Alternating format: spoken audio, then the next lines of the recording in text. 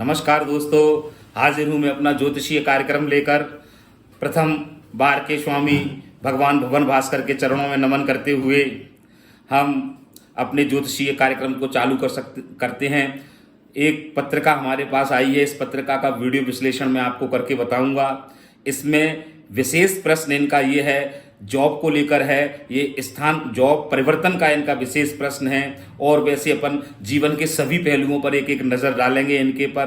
तो मैं आपको बता दूं, ये कुंडली है राम कुमार शर्मा जी की। ये मुरैना कैलारस से हैं, मध्य प्रदेश से।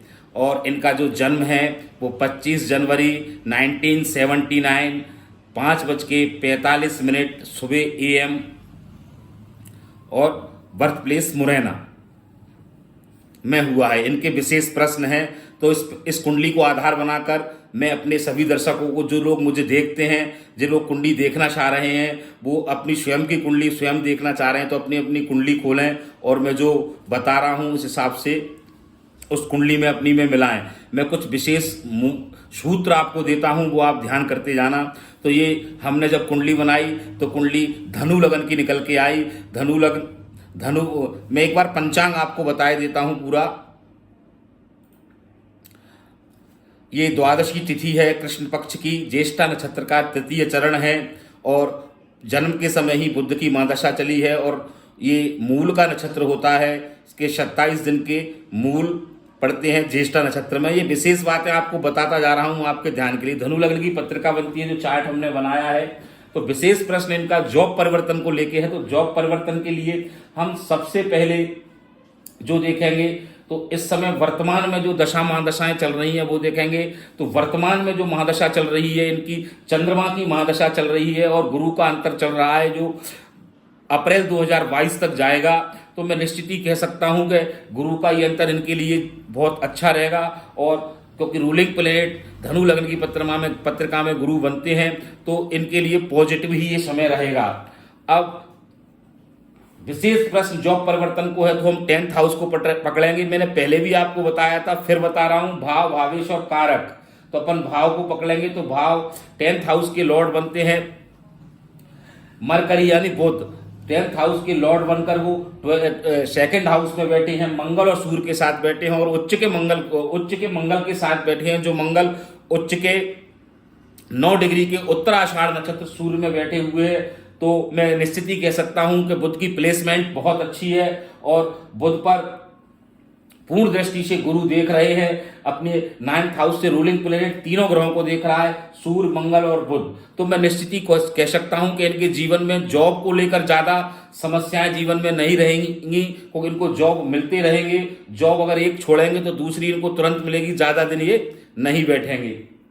और वर्तमान समय की बात करूं तो 5 दिसंबर को इनका चंद्रमा में राहु का अंतर खत्म हुआ है। आपको मालूम ही है, चंद्रमा और राहु का जो संबंध बनता है, चाहे वो दशा महादशा में बने, चाहे कुंडली में कहीं भी वो बने, तो उसमें अपन थोड़ा सा ग्रहण दोष का ज्योतिष के आधार पर बताते हैं। तो वो ग्रहण दोष का जो योग चल रहा था, वो योग अभी खत्म हुआ है 5 दिसंबर को। और उसी के बाद इनके दिमाग में जॉब को परिवर्तन करने की, जॉब को चेंज करने की हलचल चालू हुई। आप अंतरदशा महादशा निकाल के देख लें।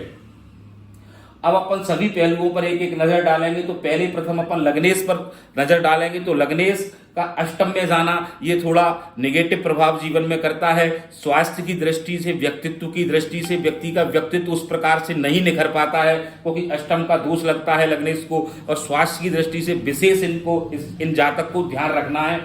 वो गुरु अष्टम, वो गुरु वक्री भी हैं। पहले भी मैंने आपको बताया था कि वक्री गुरु जब हो जाते हैं, और कोई भी ग्रह, गुरु ही नहीं, अपन इस कुंडली को आधार मानना है। आप किसी भी कुंडली को देखोगे, कोई ग्रह जब उच्च का वक्री हो जाता है तो सारे प्रभाव वो नीच के देता है, लेकिन गुरु कभी नीच के प्रभाव नहीं देता, गुरु बलहीन हो जाता है।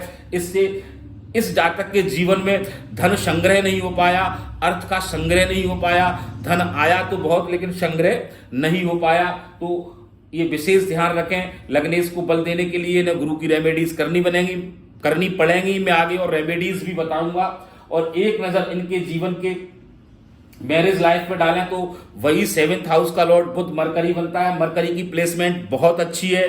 तो मैं निश्चित ही कह सकता हूं कि मैरिज लाइफ इनकी बहुत अच्छी रहेगी। और इनके जीवन में इनके जो पार्टनर हैं उनके आने के बाद इनको विशेष सफलताएं मिली होंगी, क्योंकि उच्च के गुरु की मंगल, सूर्य और बुध पर दृष्टि है। समझो बात को, मैं बुध की कह रहा हूं, सप्तमेश है, सप्तम घर का मालिक जो होता है वो, अब निश्चित ही अपन कारक की बात करेंगे तो कारक भी शुक्र द्वादश भाव में चंद्रमा के साथ है। आपको मालूम होगा सारी लगन पत्रिका में द्वादश 12 भाव में शुक्र जो ज्यादा अच्छी रिजल्ट देता है वो द्वादश भाव से देता है, तो उसकी भी अपन निश्चित ही प्लेसमेंट अच्छी बोल सकते हैं। लेकिन चंद्रमा की प्लेसमेंट ज्यादा अच्छी नहीं है, लेकिन विपरीत राजयोग की संभावनाएं बन रही हैं, क्योंकि अष्टमेश जब द्वादश में जाता है लेकिन वहां चंद्रमा जाके नीच का हो जाता है, तो उस प्रकार का प्रभाव विपरीत राजयोग का नहीं हो पाएगा। तो वर्तमान जो दशाएं इनकी चल रही हैं, उन दशाओं के दशांतर दशा के अनुसार अष्टमेश की दशा अच्छी मानी नहीं जाती है।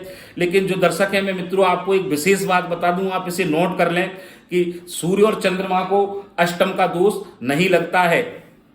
इसलिए चंद्रमा की मदद इस समय वर्तमान में जब तक इनका राहु का अंतर चला है तो इनको कोई एक स्थायित्व नहीं मिल पाया और ये थोड़ा भटकते रहे।